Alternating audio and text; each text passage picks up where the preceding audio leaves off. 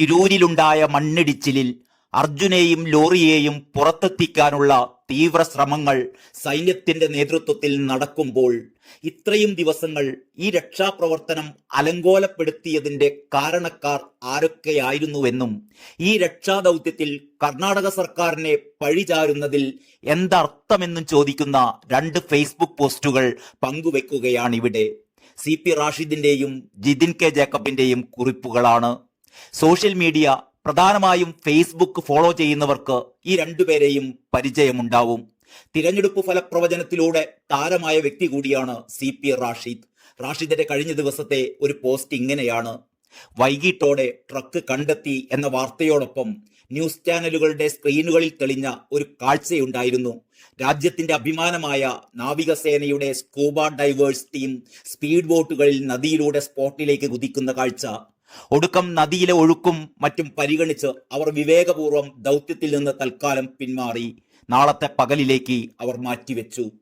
അത് കണ്ടപ്പോൾ ഓർത്തത്, ദുരന്തമുഖത്ത് കഴിഞ്ഞ ദിവസം കുറച്ച് മലയാളികൾ ഒരു മിനി ബസ്സിൽ സ്പീഡ് ബോട്ടുമായി എത്തി മാധ്യമങ്ങളിലൂടെ നടത്തിയ അഭിപ്രായ പ്രകടനങ്ങളാണ്.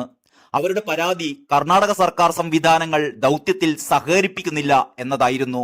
ആ പുഴയെക്കുറിച്ച് എന്തറിഞ്ഞിട്ടായിരുന്നു ഇവരുടെയൊക്കെ ഡയലോഗ്? ഇന്ന് നാവികസേന പോലും പുഴയിലെ സാഹചര്യം പരിഗണിച്ച് പ്രവർത്തിക്കുന്നത് കണ്ടപ്പോൾ സത്യത്തിൽ നമ്മൾ കർണാടക സർക്കാരിനോട് നന്ദിയാണ് പറയേണ്ടത്, ചിലരുടെയെങ്കിലും വൈകാരിക ഇടപെടലുകളെ നിയന്ത്രിച്ചു നിർത്തിയതിന്. സത്യത്തിൽ ദുരന്തഭൂമിയിലെ സാധാരണ പൗരന്മാരുടെ സന്നദ്ധ സേവനം എന്നതിന് കൃത്യമായ മാർഗനിർദ്ദേശം ഇനിയെങ്കിലും ഈ നാടിന് വേണം. തോന്നും പോലെ ഏത് നിമിഷവും ചാടിപ്പുറപ്പെടുന്നത് വലിയ അപകടങ്ങൾ വിളിച്ചു വരുത്തും. ഈ നിലയിൽ തന്നെയാണ് നമ്മൾ മലയാളികൾ മുന്നോട്ട് പോകുന്നത് എങ്കിൽ ദുരന്തത്തെക്കാൾ വലിയ മഹാദുരന്തങ്ങളായി രക്ഷാപ്രവർത്തനവും ഈ നാട്ടിൽ മാറും. ആദ്യ ദിവസങ്ങളിലെ ഷിരൂരിലെ ദുരന്ത സാഹചര്യം നമുക്കറിയാം. നമ്മുടെ നാട്ടിലെ പോലെ വലിയ രീതിയിൽ ജനവാസം പോലുമില്ലാത്ത ഒരു ഏരിയയാണ് ഈ കൊങ്കൺ മേഖല. അവിടെ കേവലം ഈ ദുരന്തം മാത്രവുമല്ല അന്നുണ്ടായത്. അതുകൊണ്ട് തന്നെ അന്നത്തെ ദുരന്ത പേമാരിയിൽ അവർ പ്രാഥമികമായി ചെയ്യേണ്ട കാര്യങ്ങൾ എല്ലായിടത്തും എന്ന പോലെ ആ ഹൈവേയിലും ചെയ്തു. എന്നാൽ പിന്നീടുണ്ടായ ഡെവലപ്മെന്റ്സ് വെച്ച് ഇന്ന് ഈ നിമിഷം തിരഞ്ഞു നോക്കുമ്പോൾ ആ സംവിധാനത്തിൽ നിന്ന് ഈ നാടിനേറെ പഠിക്കാനുണ്ട്. പ്രത്യേകിച്ച് ദുരന്ത ഭൂമിയിലെ ഡിസിപ്ലിനെ കുറിച്ച് നമ്മൾ നന്ദിയോടെ സ്മരിക്കേണ്ട ഒരു സംവിധാനം തന്നെയാണത്. ആ SP-യും അവിടുത്തെ ലോക്കൽ MLA-യും എത്ര ശാന്തമായാണ് നമ്മുടെ നാട്ടുകാരോട്, നമ്മുടെ മാധ്യമങ്ങളോട് സംസാരിക്കുന്നത്.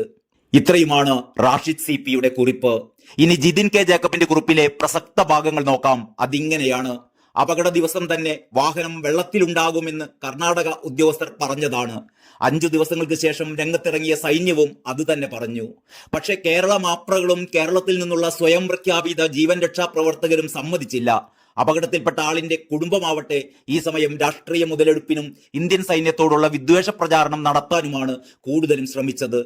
കുന്നിലോ ദേശീയപാതയിൽ മണ്ണിടിഞ്ഞ സ്ഥലത്തോ ലോറി ഇല്ല എന്ന നിലപാടായിരുന്നു കർണാടകം തുടക്കം മുതൽ സ്വീകരിച്ചിരുന്നത്. എന്നാൽ കേരളത്തിൽ നിന്നെത്തിയ സ്വയം പ്രഖ്യാപിത ജീവൻ രക്ഷാ പ്രവർത്തകർ അടക്കം ദേശീയപാതയിൽ മണ്ണിടിഞ്ഞ സ്ഥലത്ത് തന്നെ ലോറി ഉണ്ടെന്ന് ഉറച്ചു നിന്നു. അത്തരം നീക്കം കർണാടക സർക്കാരിനെയും രക്ഷാപ്രവർത്തകരെയും സമ്മർദ്ദത്തിലാക്കി. പുഴയിലേക്കുള്ള അന്വേഷണം വൈകിയതിനുള്ള പ്രധാന കാരണങ്ങളിലൊന്ന് ഇതാണ്. രക്ഷാപ്രവർത്തനം അല്ലെങ്കിൽ തിരച്ചിൽ ഇത്രയും വൈകിപ്പിച്ചതിൽ കേരള മാപ്രകൾക്കും വണ്ടിയുടെ ഉടമയ്ക്കും സ്വയം പ്രഖ്യാപിത ജീവൻ രക്ഷാ പ്രവർത്തകർക്കുമെല്ലാം പങ്കുണ്ട്. ദുരന്തങ്ങൾ ഇനിയുമുണ്ടാകും. അപ്പോഴൊക്കെ ഒരു ഗുണപാഠമായി ഈ വസ്തുതകളൊക്കെ നമ്മുടെ മനസ്സിലുണ്ടാവണം. അത്രയേ ഉദ്ദേശിക്കുന്നുള്ളൂ. നന്ദി, നമസ്കാരം.